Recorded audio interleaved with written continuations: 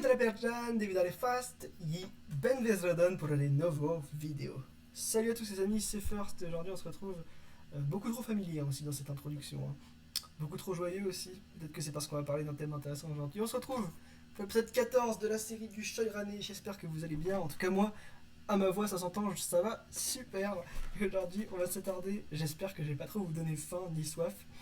Prenez une boisson ou de quoi manger en regardant cette vidéo parce qu'aujourd'hui on parle de la nourriture et des boissons. Alors, ceux qui ne le savent pas, je suis un grand fan de nourriture et de boissons parce que évidemment je suis un morphale, ça ceux qui me connaissent le savent.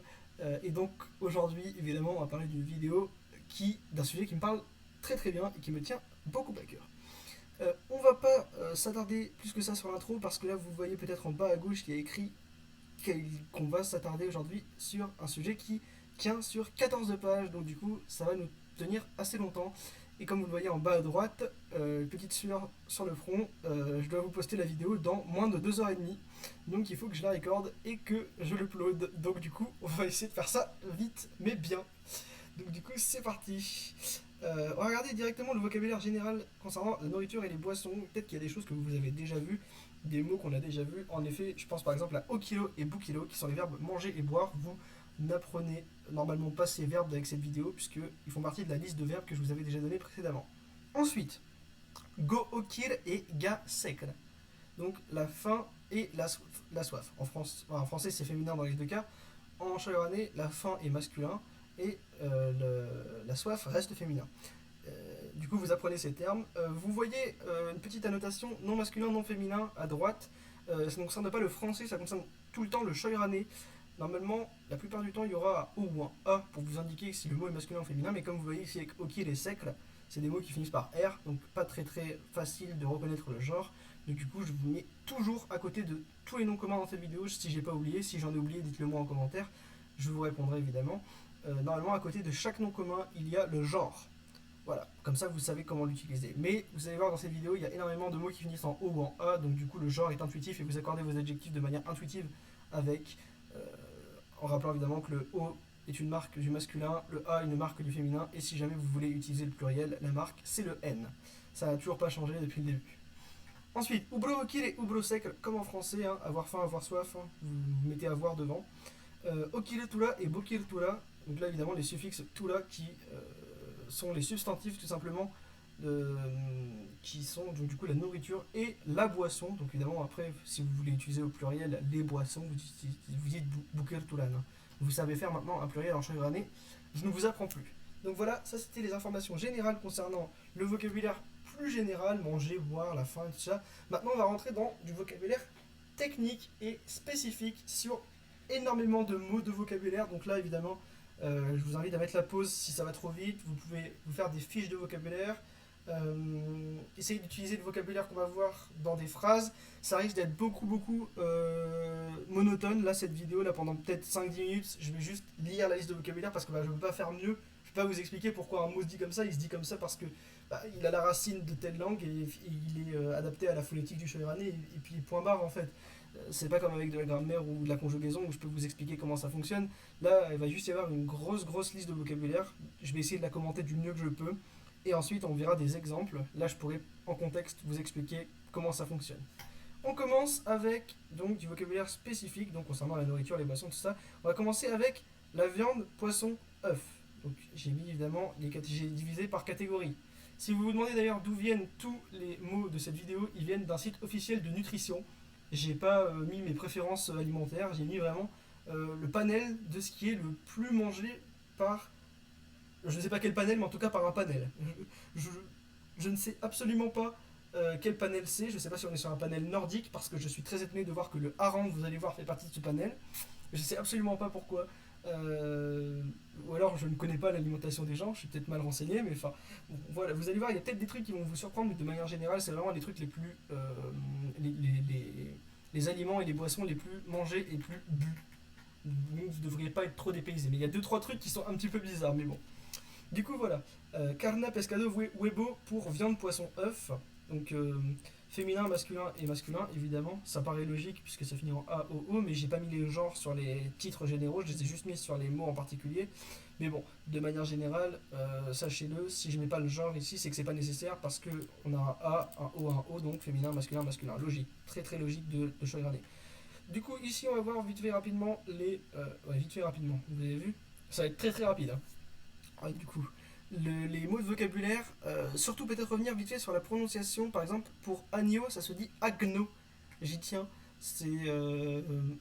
C'est important que si vous ne comprenez pas pourquoi, revenez sur la vidéo de la phonétique. On diffère tous les sons et évidemment chaque son est propre de chaque lettre. Ici, on ne pourrait pas prononcer ça agneau par exemple, ça n'irait pas. Agneau, ce serait A-N-I-O en chevronnais. Ici, on a un G-N qu'on doit du coup décomposer et prononcer agno. Ensuite, en dessous, beaucoup de Y, vous allez voir dans ces mots de vocabulaire. Tout simplement, c'est la règle du shoirane qui dit qu'un I entre deux voyelles devient un Y. Vous commencez à avoir l'habitude. Parce qu'imaginez un petit peu Boyo, B-U-E-I-O. Ce serait horrible. C'est pour ça ici qu'on a un Y. Porco, ben, pareil que porc, mais cette fois-ci j'ai mis un K parce qu'on est en phonétique shoiranaise. Caballo qui vient de la racine caballo en espagnol, donc on change le C par un K, on rajoute le Y. Huevo pour l'œuf, donc du coup W parce que j'ai précisé dans la règle de phonétique qu'un U ou un I en début de mot devant une voyelle devient obligatoirement un Y ou un E, ou un, pardon, un W, je suis très fatigué, excusez-moi. Un Y ou un W, on va essayer de tenir la distance, on va essayer d'être rapide. On a Oya qui veut dire wa, pareil. Pollo pour poulet, vous reconnaissez sans doute des racines espagnoles là-dedans. Dinda pour la dinde. Pareil, les genres, je ne m'attarde pas dessus, mais vous voyez à droite les genres. De toute façon, les mots en O sont masculins et les mots en A sont féminins. Il n'y a pas de secret, je l'ai déjà dit. Atuno pour le thon, par rapport à la racine atun en espagnol. Sardina pour la sardine. Salmono pour le saumon. Jarengo, n'oubliez pas votre prononciation du H en R. Je sais pas comment. Enfin, le symbole phonétique c'est un X, mais ça ne vous parlera pas. Jarengo, voilà, vous prononcez bien votre H. Je ne peux pas vous dire mieux. Sarchiso, le saucisson. Chorizo. Alors, oui, là du coup, par rapport à l'espagnol, on prononce ça chorizo. Là, ici, en chevronnais, vous reprononcez ça chorizo ou chorizo, comme vous voulez, avec la prononciation du Z qui vous correspond le mieux, mais voilà. J'espère que ça ne fera pas confondre les gens qui apprennent l'espagnol comme moi. Salamo pour le salami, rosetta pour la rosette, jumbo pour le jambon.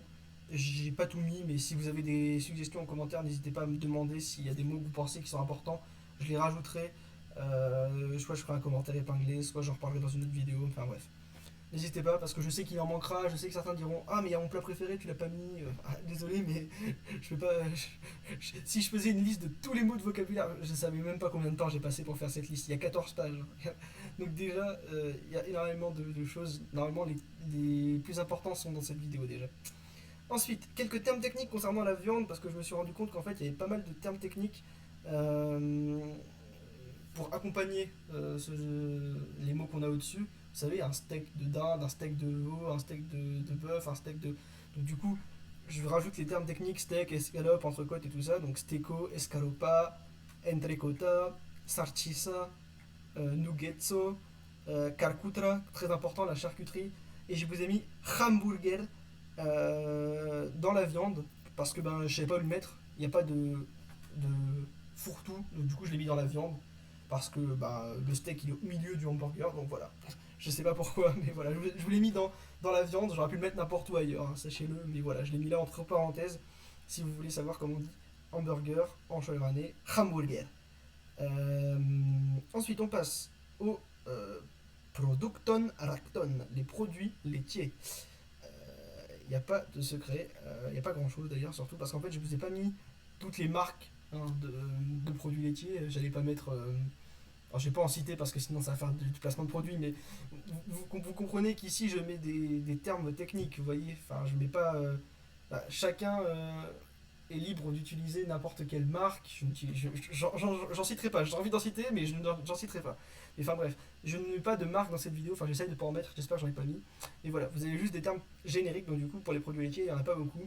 On a racto pour le lait, queso pour le fromage, yaguro naturo si vous voulez dire pour le yaourt nature, mais sinon juste yaguro. Et derrière, bah, voilà, vous adaptez yaourt aux fruits ou tout ça. On va voir les fruits derrière, vous allez voir. Du coup, vous pouvez vraiment faire ce que vous voulez avec le vocabulaire. Vraiment, vous êtes normalement maintenant armé pour faire des phrases en shoyurane. Vous devriez normalement avoir les connaissances nécessaires. Et si vous avez des problèmes, je suis toujours là dans les commentaires. N'hésitez pas à me poser des questions. Materan grasan, les matières grasses. Du coup, pareil, il n'y a pas énormément de choses. On a burro pour le beurre, crema pour la crème, hueita pour l'huile, le mot le plus dur peut-être de la langue chevranaise à l'heure où on parle à prononcer. Margarina pour la margarine et pas grand chose d'autre. Hein. Pareil, si vous trouvez que j'ai oublié des mots, n'hésitez pas. Il y en a peut-être dans les catégories où j'ai pas mis beaucoup, j'ai peut-être oublié certains, mais je vous ai dit que j'ai pris mes sources sur un site officiel, donc normalement c'est des professionnels qui font ça. Ça vient pas de moi et de mes goûts personnels, je l'ai déjà dit. Frutan verduran, pardon, excusez-moi, l'espagnol qui remonte. Frutan verduran, les fruits et les légumes. Donc là, on va voir pas mal. Platano, la banane, enfin le banane du coup en chevrannée. Raicino, le raisin. Poira, la poire. Pecha, la pêche. Poma, la pomme. Naranja, excusez-moi, naranja, l'orange. Petite mention honorable pour l'orange. Si vous vous rappelez, la couleur orange, ça se dit naranjru. Et le fruit, l'orange, c'est dit naranjra. Donc deux mots différents, alors qu'en espagnol et en français, on utilise le même mot pour dire la couleur et le fruit. Ici, vous avez deux mots différents. C'est déjà d'une part pour bien voir la marque du féminin ici, et d'autre part pour ne pas confondre la couleur et le fruit. Je ne fais pas ça pour ajouter la difficulté, en plus c'est juste une lettre à changer, donc ça me paraît franchement abordable. Et on a un gain apprentissage, compréhension qui pour moi est rentable. Voilà, c'est pour ça que j'ai fait ce changement. Voilà, pour ceux qui se demandent. Pamplemousso, le pamplemousse, mandarina, la mandarine, clémentina, la clémentine, abricoto, l'abricot, ceresa, la cerise, pruna, la prune, fraisa, la fraise, framboisa, la framboise, myrtilla, la myrtille, griseilla, la groseille, melon, le melon. On passe aux légumes, j'ai pas mis de frontière, mais enfin voilà. Carota, la carotte, naveto, le navet, cerero, le céleri, épinaro, l'épinard, vous accordez au pluriel évidemment. Colifloro, le chou-fleur. Tomata, la tomate. Courgetta, la courgette. Salada, la salade. Coro, le chou. Oigno, l'oignon. Ayo, l'ail. Je rappelle Oya, loi, ayo, l'ail. Faites attention à ne pas vous tromper. Poiro, le poireau. Radisso, le radis. Haricot, vejru ou boulangeru, le haricot vert. Du coup, vous accordez au pluriel si vous en avez besoin. Et on en a fini avec les fruits et les légumes. On passe aux feculenton, les féculents. Alors, pomaca terra. Je rappelle que terra c'est la table et terra euh, c'est la terre. Donc attention à ne pas vous tromper. Bien poser votre deuxième R et à bien séparer terra dans la prononciation, comme je vous ai appris à le faire entre deux consonnes identiques. Deux consonnes identiques côte à côte ne peuvent pas faire partie de la même syllabe. C'est une règle du shoyurane, vous le savez maintenant. Donc du coup, pomaca terra, la pomme de terre. Pastan, les pâtes, on l'avait déjà vu dans d'autres vidéos. Rizzo ou riso, comme vous voulez, le riz. Semoula, la semoule. Paino, le pain. Frita, la frite. Voilà, je l'ai mis ici, féculent, parce qu'évidemment, ça reste des patates, mais vous pouvez être amené à l'utiliser. Alors, on passe maintenant au céréaran et verdulinan, donc les céréales et les légumineuses. J'avoue que légumineuse, j'avais déjà entendu ce terme, mais avant de revenir sur le site, j'avais aucune idée que j'allais mettre dans cette vidéo le mot légumineuse. Hein. Vous avez vraiment la preuve que j'ai vraiment pas pris les infos de ma tête, mais que j'ai vraiment été les chercher sur un site. Hein. On a bréo, le blé, harina, la farine, maizo, le maïs, manioco, le manioc. Si vous voulez faire colanta, je sais pas, on sait jamais. Hein. Avoina, l'avoine, segro, le sègre, sarracino, le sarrasin. Je sais même pas ce que c'est. Je vous ai mis ça, vous savez, je sais même pas ce que c'est. Paprika, le paprika. Soja, le soja. Ces mots sont identiques les deux derniers, mais il y a une différence fondamentale avec le français, c'est qu'ici on est dans les deux cas sur un nom féminin. Faites attention quand vous traduisez à bien utiliser le déterminant féminin. On passe tout de suite, ouais je sais que c'est un petit peu rythmé mais je ne veux pas perdre de temps. On passe tout de suite à azucro et producton azucrodon, donc le sucre et les produits sucrés. Donc azucro, logique, le sucre, comme vous voyez dans le titre. Confisera, la confiserie, vous adaptez en genre et en nombre.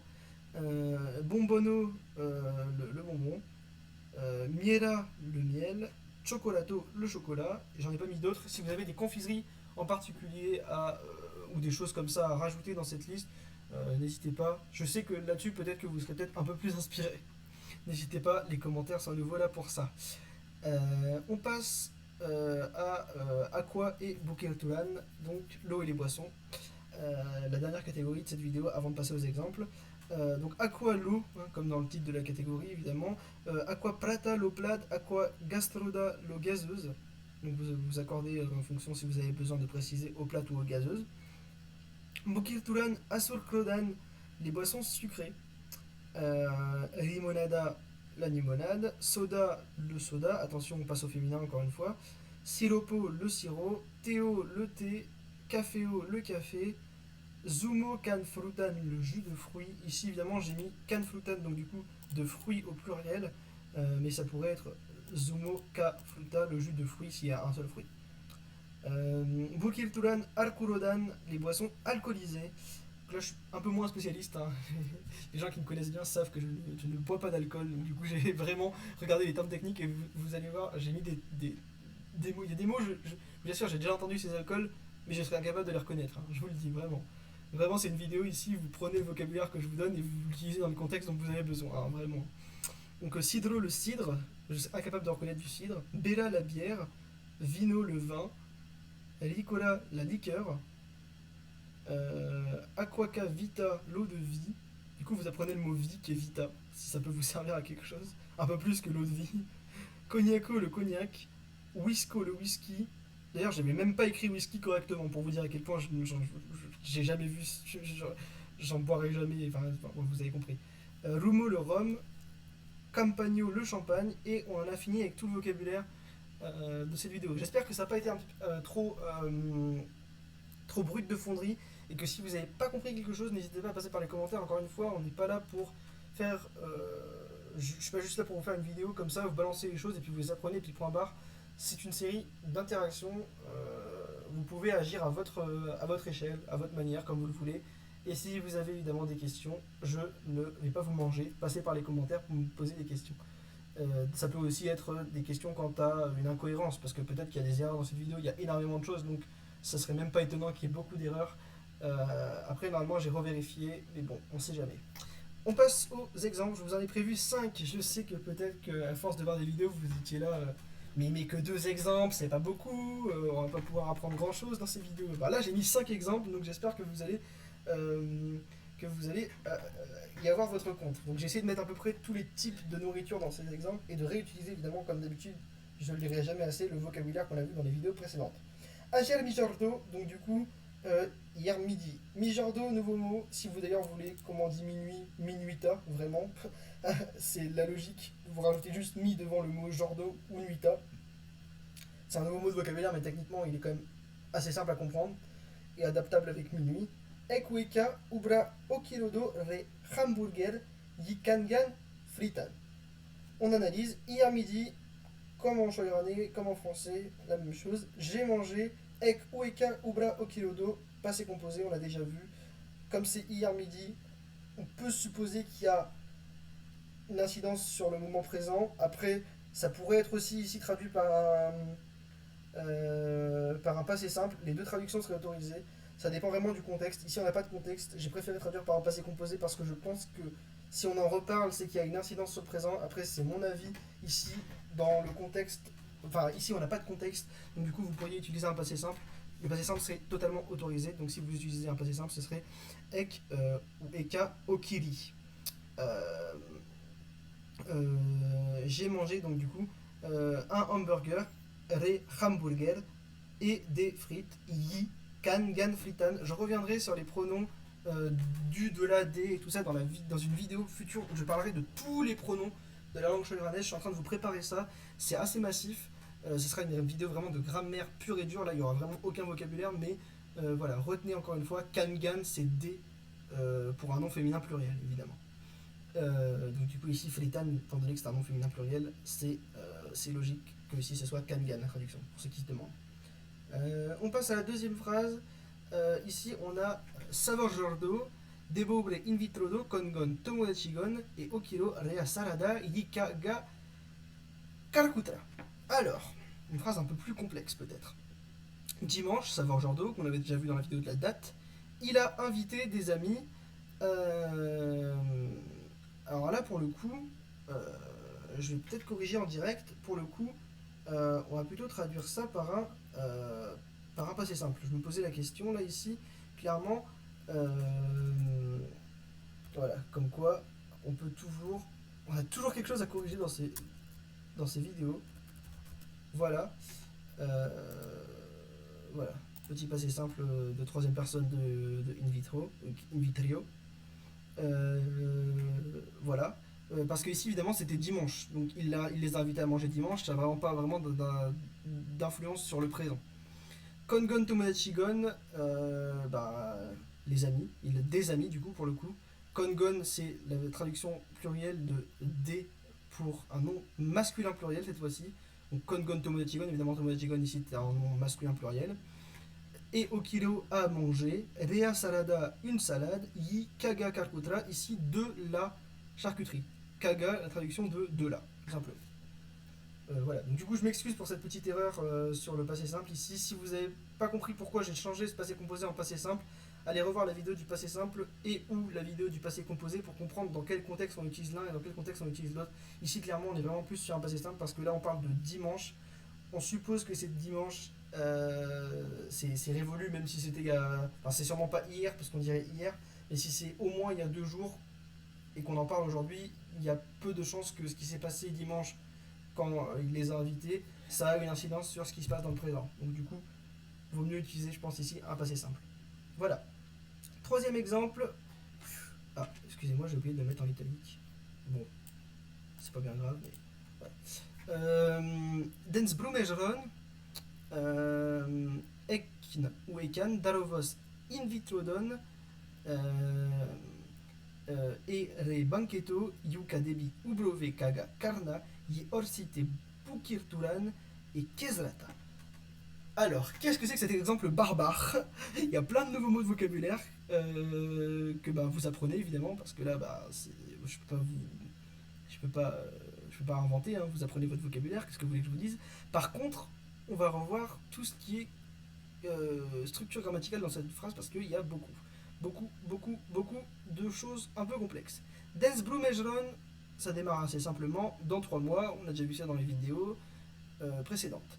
Ekn ou Ekan, Darovos in vitrodon. Alors déjà ici, on peut se poser une question. Nous serons invités.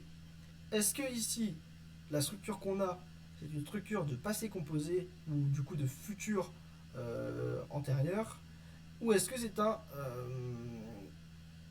est-ce que c'est une voix passive? Et bien ici, vous vous demandez si derrière invité, vous ne pourrez pas dire je suis invité par quelqu'un. Ah si, on peut le dire. Du coup, c'est comme si on disait techniquement on est invité par quelqu'un, ou alors à la voix active, on dirait quelqu'un nous a invités. Là, pour le coup, quelqu'un nous a invités, on aurait un passé composé. Par contre, là, nous serons invités, on peut dire invité par quelqu'un, donc du coup, ici, on est sur une voix passive. Ne confondez pas la voix passive et le passé composé. La voix passive est toujours construite avec être. Et le participe passé à la voix passive, contrairement au passé composé, s'accorde. Donc ici, on a évidemment une voix passive avec être au futur, mais ça reste toujours une voix passive. Nous serons invités, ekn ou ekan darovos, donc le futur de daro. In vitrodon, ici, comme c'est nous qui serons invités, on utilise le participe passé invité au pluriel. Comme en français, finalement, ici, on accorde avec être. Donc nous serons invités ES parce qu'on a la terminaison ON à in vitrodon en chagriné. Et re banqueto, à un banquet, nouveau mot de vocabulaire, banqueto. Yuka ou, on l'a peut-être déjà vu dans d'autres vidéos, on reviendra dessus dans la vidéo des pronoms. Tous les pronoms qui que quoi ou enfin tous ces trucs là, vous reverrez ça dans la vidéo des pronoms. Donc sachez que yuka ça veut dire ou. Débit ou brevet, donc il y aura. Donc là c'est le débit ou bré, mais au futur. Le il y a débit ou bré, débit ou brevet, il y aura. Kaga karna, de la viande. On a déjà vu que kaga voulait dire de la, voilà, dans le cas d'un nom féminin singulier. Karna, la viande, c'est un mot de vocabulaire qu'on a vu dans cette vidéo. Yi orstite, nouveau mot de vocabulaire, orstite qui veut dire aussi. Burkirturan, donc burkirtura au pluriel, donc aussi boisson à volonté. Et kesdrata, kesdrata, nouveau mot de vocabulaire, la volonté. Euh, alors, c'est un peu complexe. J'espère que vous aurez compris cette structure de phrase. Si vous pensez qu'il y a des incohérences et ou que vous n'avez pas compris, là, n'hésitez pas à me remontrer dans l'exemple l'endroit que vous n'avez pas compris. Normalement, je pense qu'il y a des endroits que vous aurez compris, de manière générale, parce qu'il y a des parties un peu plus simples que d'autres dans cet exemple. Mais je voulais commencer à vous mettre des exemples un peu plus complexes avec du vocabulaire qu'on a déjà vu et du nouveau vocabulaire pour mélanger un petit peu les connaissances de l'ancien du nouveau pour un petit peu ne pas se lasser trop non plus des anciennes vidéos. Parce que si on vous remet à chaque fois le vocabulaire d'anciennes vidéos, c'est bien, ça aide à le fixer, mais si on fait que ça, eh bien on n'avance pas beaucoup. Et du coup là, cette phrase, elle est vraiment à la limite entre on fixe les anciennes connaissances et on rajoute des nouvelles connaissances. Alors il y a peut-être un peu trop de nouvelles connaissances là-dedans, je peux vous comprendre, mais je vous force absolument pas à apprendre tout d'un coup. Vous apprenez à votre rythme, vous regardez les vidéos à votre rythme, et si vous avez besoin de revenir sur des points ou tout ça, vous passez par les commentaires. Je pense que je vous saoule avec ça, mais sachez-le, si vous pensez que ça m'embêterait de vous répondre ou quoi, pas du tout. Vraiment, je suis là pour vous. Cette série, je la fais pas que pour moi, je la fais aussi pour vous. Et du coup voilà, si vous avez des choses à me demander, je vais pas vous manger. On passe au quatrième exemple. En fait, j'en ai mis que 4. 1, 2, 3, 4. C'est un prank, je vous ai menti, je vous ai dit qu'il y en avait 5, en fait il y en a que 4. Prank, bon, c'est pas grave. Preferas eriweria go chocolato nezru yo buranjru da. Ah non, il y en a 5. Oui, ok. Excusez-moi, je suis fatigué. Il y en a un tout petit en dessous, je l'avais pas vu. Je vais peut-être créer un débat avec cette question. Préfères-tu le chocolat noir ou le chocolat blanc? Enfin, ou blanc. Le chocolat, dans le deuxième cas, comment dire, il est sous-entendu. Dans les deux cas, que ce soit en chevronné ou en français. Alors, on n'oublie pas la particule da qui fait la question. Prefesras, nouveau mot de vocabulaire. Prefesro, c'est le verbe préféré ici conjugué à la deuxième personne du singulier au présent indicatif. Eliu elia pour le pronom tu. Go chocolato. Neju yo boulangeru. Évidemment, ici, vous avez le chocolat noir ou le chocolat blanc. Vous n'accordez pas Neju et Boulangeru, vous gardez les bonnes couleurs, c'est-à-dire les couleurs qu'on a vues dans la vidéo, dans la vidéo des couleurs justement. Donc Neju qui veut dire noir et Boulangeru qui veut dire blanc, c'est-à-dire que vous n'accordez pas avec un O ou avec un A, vous faites pas de bêtises, vous mettez votre couleur, les couleurs sont invariables, donc du coup, vous embêtez pas, vraiment. Euh, Ici, c'est des couleurs évidemment qui ont valeur d'adjectif. C'est pas le noir ou le blanc. Ici, c'est vraiment le chocolat qui est noir et qui est blanc. Donc, le chocolat ici, c'est le nom, et noir et blanc sont des adjectifs. Ensuite, dernier exemple, Ekueka sukra go racto ega pecha. Alors, je me suis fait un kiff sur cet exemple. Je sais même pas si ça existe, le lait à la pêche. J'ai inventé peut-être le lait à la pêche. Non, je pense pas. Moi, je pense que ça existe, mais après, c'est des bails chelous que d'aimer le lait à la pêche. Mais bon. Chacun aime ce qu'il veut. Hein. J'ai réutilisé le verbe aimer d'une vidéo précédente. D'ailleurs, c'était la première fois que je le conjuguais. J'ai été très surpris. Il me semblait que je l'avais déjà utilisé, mais bon, apparemment non. Ekuika sukra, donc du coup, j'aime. Go racto, le lait. Ega pecha, à la pêche. Tout simplement, mot à mot. Vous vous embêtez pas. Vous passez du français au shograné de manière générale, souvent de mot à mot.